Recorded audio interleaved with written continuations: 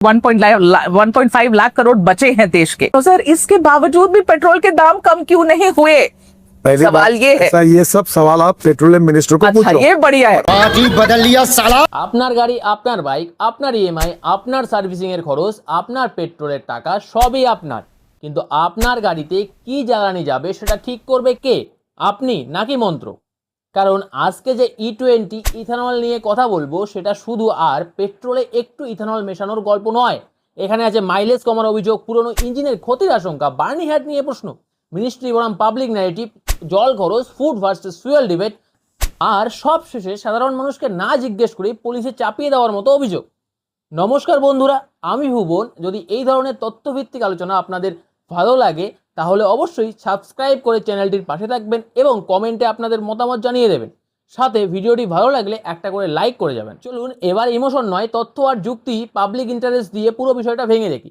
সরকার কি বলছে, তেল কোম্পানিগুলো কি বলছে, সোশ্যাল মিডিয়াতে কি ছড়াচ্ছে, বার্নিহাট নিয়ে কেন বড় প্রশ্ন, E20 অ্যাকচুয়াল ইফেক্ট কি, সাধারণ মানুষের কি কি দাবি তোলা উচিত, সব একসাথে একদম স্টেপ বাই স্টেপ। E20 মানে হলো পেট্রোলের সঙ্গে 20% ইথানল ব্লেন্ড। মানে আপনি যে ফিউল গাড়িতে ভরাচ্ছেন তার একটা অংশ পিওর পেট্রোল আর নেই, তার মধ্যে ইথানল মেশানো আছে। আর এই ইথানল আসে কোথা থেকে? সুগার কেন juice, molasses, broken rice, maids, grain based feed stock. এখন সরকার বলছে এটা দরকার। কেন দরকার? কারণ সরকারের চারটে বড় যুক্তি আছে। এক, ক্রুড অয়েল ইম্পোর্ট কমাতে হবে।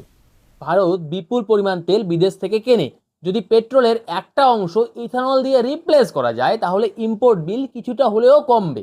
দুই, ফার্মার ইনকাম সাপোর্ট, বিশেষ করে সুগার কেন বেল্ট, মহারাষ্ট্র, উত্তরপ্রদেশ, কর্ণাটক, এই ইথানল ইকোনমি একটা বড় বাজার তৈরি করে। তিন, ক্লিনার ফিউল ন্যারেটিভ, সরকারের দাবি ইথানল ব্লেন্ড পরিবেশের জন্য তুলনামূলকভাবে ভালো হতে পারে। চার, এনার্জি সিকিউরিটি, বিদেশি তেলের উপর নির্ভরতা কিছুটা কমিয়ে দেশি বিকল্প তৈরি করা। শুনতে খুব ভালো, সমস্যা এখানেই নয়, সমস্যা হচ্ছে এই পলিসির বার্ডেন কে দেবে। যদি লাভ হয় সরকারের, ইন্ডাস্ট্রির, সাপ্লাই চেনের, ইম্পোর্ট বিলের, তাহলে খরচটা দেবে কে? সাধারণ মানুষ, পুরনো গাড়ির মালিক, মাইলেজ কমে যাওয়া কমিউটার, ওয়াটার স্ট্রেস এলাকার মানুষ। আমার আপত্তি এখানে, ভারতের পলিসির একটা পুরনো রোগ আছে, প্রথমে চাপাও পরে এক্সপ্লেইন করো, প্রথমে ম্যান্ডেট পরে ডেটা দাও, প্রথমে ঘোষণা পরে বলো প্যানিক করবেন না। আর E20 নিয়ে এই রাগের কারণ এখানেই। সোশ্যাল মিডিয়ায়, খবরের কাগজে, বিভিন্ন রিপোর্টে গত কিছুদিনে একটা ন্যারেটিভ তৈরি হয়েছে, সরকার E20কে অ্যাগ্রেসিভলি পুশ করছে, কিন্তু কনজিউমারকে পুরো ট্রুথ বলছে না। একদিকে মিনিস্ট্রি, BPCL, অয়েল কোম্পানিজ বলছে ভয়ের কিচ্ছু নেই, E20 সেফ, টেস্টিং হয়েছে, আতঙ্ক বাড়ানো হচ্ছে। অন্যদিকে সোশ্যাল মিডিয়াতে মানুষ বলছে মাইলেজ কমছে, ওল্ড ইঞ্জিন নিয়ে টেনশন, ইথানল প্রোডাকশন চেইনে পলিউশন কনসার্ন আছে, আর সবচেয়ে বড় কথা, আমাদের চয়েস কোথায়? এখানেই জনতার রাগ, কারণ মানুষ ভাবছে আমার গাড়ি আমার টাকা, কিন্তু ফিউল চয়েসটা আমার না। আপনি আমাকে গ্রিন ফিউলের গল্প শোনাতে পারেন, আপনি বলতে পারেন ন্যাশনাল ইন্টারেস্ট, আপনি বলতে পারেন ইম্পোর্ট বিল কমানোর কথা, সব ঠিক আছে, কিন্তু একটা পলিসি যদি crore crore existing vehicle ওনারকে effect করে তাহলে পাবলিক বেসিক অধিকার তো আছে জানতে আমার গাড়ির জন্য এটা সেফ কিনা, মাইলেজ কতটা এফেক্ট হতে পারে, ওল্ড ভেহিকেল ওনার হিসেবে আমি কি রিস্ক নিচ্ছি, লোয়ার ব্লেন্ড অপশন পাবো কিনা, লং টার্ম কস্ট কে দেবে। এগুলো না বলে যদি শুধু বলা হয় সেফ, আতঙ্কের কিছু নেই, তাহলে মানুষের সন্দেহ বাড়বে। চলুন এই অংশে আবেগ বাদ দিয়ে সায়েন্সে যাই। ইথানলের এনার্জি ডেন্সিটি পেট্রোলের তুলনায় অনেক কম, মানে 1 লিটার ইথানল থেকে 1 লিটার পেট্রোলের মতো এনার্জি পাওয়া যায় না। তাই ইথানল ব্লেন্ড এ মাইলেজ কিছুটা কমতে পারে, এটা সায়েন্সের দিক থেকে একেবারেই অস্বাভাবিক নয়। এমনকি সাম্প্রতিক আলোচনায় মাইনর ড্রপ ইন মাইলেজের কথাও উঠেছে। এখন সমস্যা মাইনর শব্দে। মাইনর কার জন্য? যে মানুষ প্রতিদিন 30 থেকে 40 কিলোমিটার বাইক চালিয়ে অফিস যায়, ডেলিভারি করে, কোচিং পড়তে যায়, তার কাছে 3 থেকে 5% মাইলেজ ড্রপও রিয়াল মানি। একটা মিডল ক্লাস কমিউটারের জন্য মাইলেজ ড্রপ মানে শুধু ফিউল ইকোনমি না, মানে ওটা মাসের শেষে এক্সট্রা খরচ। এখন সোশ্যাল মিডিয়াতে কেউ বলছে 2% কমেছে, কেউ বলেছে 5% কমেছে, কেউ বলছে 8% পর্যন্ত। সব ক্লেম ভেরিফাইড নয়, কিন্তু এটা সত্যি। মাইলেজ ড্রপের ভিত্তিটা বাস্তব, কারণ ফিউলের এনার্জি কন্টেন্টের পার্থক্য আছে। এখানে সরকারের কমিউনিকেশন অনেস্ট হলে কি করা উচিত ছিল? সরকার বলতেই পারতো হ্যাঁ কিছু ভেহিকেলে মাইলেজ ড্রপ হতে পারে, তাই আমরা ট্রান্সপারেন্ট অ্যাডভাইজারি দেব, কম্প্যাটেবিলিটি লিস্ট দেব এবং ওল্ড ভেহিকেল ওনারদের জন্য অল্টারনেটিভ অপশন রাখবে। তাহলে অন্তত মানুষ বুঝতে পারতো সরকার অসুবিধা মানছে। কিন্তু না, আমাদের দেশে পলিসি কমিউনিকেশন অনেক সময় এমন হয় যেন জনগণকে পুরো ট্রুথ বললে পলিসি দুর্বল হয়ে যাবে। এখন আসি সবচেয়ে সেন্সিটিভ অংশে। সোশ্যাল মিডিয়ার একটা বড় ন্যারেটিভ ছড়িয়েছে E20 পুরনো গাড়ির ইঞ্জিনের ক্ষতি করবে, fuel line, seal, rubber parts, injector সব সমস্যায় পড়তে পারে। এখন এখানে খুব ঠান্ডা মাথায় কথা বলতে হবে। সরকার, ইন্ডাস্ট্রি কি বলছে, সরকারি পক্ষ, মিনিস্ট্রি, ইন্ডাস্ট্রি লিঙ্ক টেস্টিং সব মিলিয়ে ব্রডলি এই মেসেজটাই পুশ করা হচ্ছে যে E20 নিয়ে টেস্টিং হয়েছে, ওয়াইড স্প্রেড ক্যাটাস্ট্রফিক ড্যামেজের প্রমাণ নেই, নিউয়ার ভেহিকেল E20 রেডি, আতঙ্ক অতিরঞ্জিত।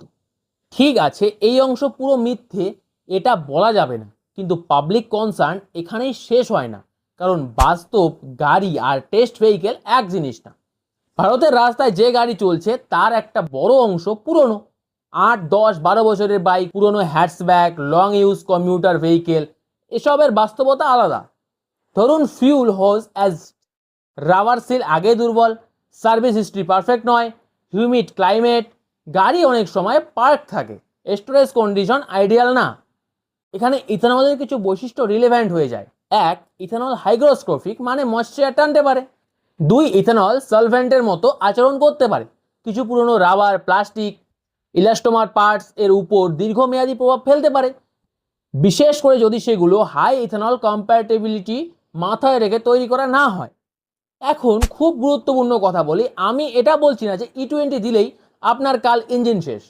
আমি আবার এটাও বলছি না যে সব পুরনো ভেহিকেলের জন্য 100% টেনশন ফ্রি। সত্যিটা মাঝখানে।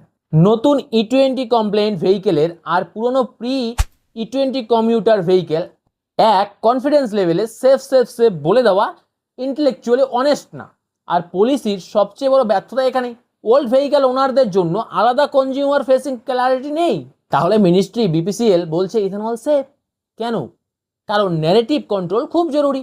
যখন সোশ্যাল মিডিয়াতে পাবলিক অ্যাঙ্গার বাড়ে তখন ministry, Bharat petroleum, oil company, handles সবাই ব্রডলি একটা মেসেজ দেয়, E20 tested, panic unnecessary, engine damage নিয়ে অতিরঞ্জন হচ্ছে, ক্লিনার ফিউল, ভারতের ইম্পোর্ট বিল কমবে, ফার্মার সাপোর্ট হবে।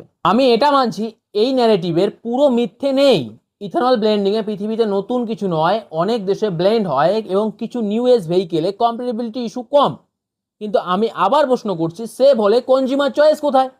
সেভ হলে model wise public compatibility list কোথায়? সেভ হলে independent long term public test report কোথায়? সেভ হলে লোয়ার ব্লেন্ড পেট্রোল অপশন নেই কেন? ভারতে একটা খুব ডেঞ্জারাস ট্রেন্ড আছে, প্রথমে দেশের স্বার্থ বলো, তারপর কনজিউমারের প্রশ্নকে গিল্টের মধ্যে ঢুকিয়ে দাও।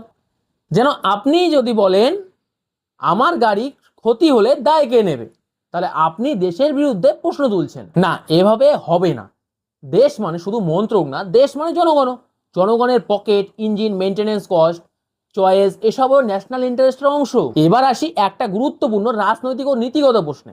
যখন প্রশ্ন আমাদের সড়ক পরিবহন মন্ত্রীকে করা হয়, যদি 100% ইথানল বা ফ্লেক্স ফিউল মডেল নিয়ে এত কথা হয়, আর যদি ব্রাজিলের 100% ইথানলের বিকল্প অ্যাভেলেবেল থাকে, তাহলে ভারতে কনজিউমার চয়েস থাকবে না কেন? এখানে লোয়ার ব্লেন্ড বা 100% পেট্রোল অপশন থাকবে না কেন? উত্তরে বলা হয় এটা আমার ডিপার্টমেন্ট নয়, এটা পেট্রোলিয়াম মিনিস্ট্রি দেখবে। এখন প্রশ্নটা এখানেই, যখন কনজিউমার চয়েসের কথা ওঠে তখন সেটা আপনার ডিপার্টমেন্ট নয়, কিন্তু রাত 8টায় 100% ইথানল বা ফ্লেক্স ফিউল ইকোসিস্টেম নিয়ে সই করতে হয়, তখন আপনিই তো করেন পরিবহন মন্ত্রী হয়ে। তাহলে সুবিধার সময় আপনি স্টেক হোল্ডার আর প্রশ্নের সময় আপনি আউটসাইডার। এটা কিভাবে হয়? এই ডাবল পজিশনিংটাই মানুষকে ধরেছে। কারণ পলিসি যদি ইন্টার মিনিস্ট্রিয়াল হয়, যদি transport, fuel, automobile, emission, vehicle approval সব একসাথে জড়িত থাকে, তাহলে এই দায়িত্ব ইন্টার মিনিস্ট্রিয়াল হবে। সুবিধা ভাগ করে নেবেন, হেডলাইন ভাগ করে নেবেন, আর অ্যাকাউন্টেবিলিটি এলে বলবেন ওটা অন্য মন্ত্রক। মানুষ এখন আর এটা মেনে নিচ্ছে না। আর এখানেই মূল প্রশ্নটা দাঁড়ায়, ব্রাজিলের উদাহরণ শুধু ইথানল পুশ করার জন্য ব্যবহার হবে নাকি consumer choice, flex fuel ecosystem, alternative availability এসবও ইন্ডিয়াতে আনা হবে? শুধু সুবিধার অংশ কপি করবেন আর কনজিউমার রাইটের অংশ বাদ দেবেন, এটা তো চলতে পারে না। এখন আসি আর একটা অদ্ভুত জায়গায়। আমাদের দেশে এই নিয়ে যে প্রেস ইন্টারেকশন বা পাবলিক ফেসিং ডিসকাশন হয়েছে, সেখানে একটা জিনিস চোখে পড়েছে, মন্ত্রী নেই কিন্তু আছেন বিভিন্ন গাড়ি কোম্পানির প্রতিনিধি, বিশেষজ্ঞ, ইন্ডাস্ট্রি লিঙ্কড এডুকেটেড ভয়েসেস। এখন প্রশ্ন হচ্ছে, যদি পলিসি এতটাই পাবলিক ফ্রেন্ডলি, এতটাই সায়েন্টিফিক্যালি সেটেলড, তাহলে মন্ত্রী সামনে এসে সরাসরি প্রশ্ন নিলেন না কেন? কারণ মানুষ যা জানতে চায় সেটা খুব সোজা। আমার মাইলেজ কমলে জবাব কে দেবে? পুরনো বাইক কারের লং টার্ম ইফেক্ট হলে কে দায় নেবে? লোয়ার ব্লেন্ড অপশন থাকবে কিনা? ব্যাড পেট্রোল আর E20 ইফেক্ট দুটোর মধ্যে পার্থক্য কনজিউমার বুঝবে কি হবে? কম্প্যাটিবিলিটি ইস্যু হলে গ্রিভেন্স রিড্রেসাল কোথায় হবে? এগুলো কোম্পানি ইঞ্জিনিয়ার বুঝিয়ে নিতে পারেন, ঠিক আছে, কিন্তু পলিসি অ্যাকাউন্টেবিলিটি ইঞ্জিনিয়ার নেবেন না, মন্ত্রী নেবেন।